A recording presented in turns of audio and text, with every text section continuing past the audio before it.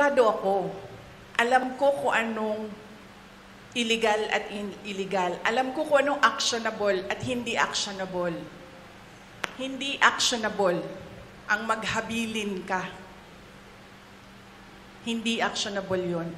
Walang active threat kung hindi ako mamatay. Walang mali doon. Walang illegal doon. Sinabi nila kahapon, kung sino bang nandoon sa inyo sa interview, press briefing namin. Sabi nila, pinalaki at pinalakas yung security ng First Family, ng President, dahil may threat.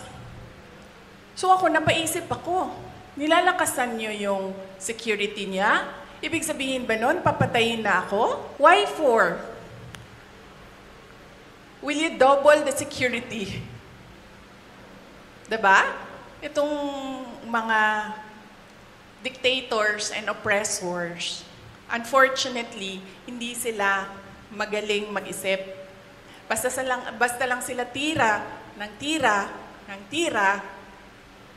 pero hindi nila iniisip na lahat ng sinasabi nila, it doesn't make sense, especially kapag nagsisinungaling ka, mahuhuli at mahuhuli ka sa pagsisinungaling mo.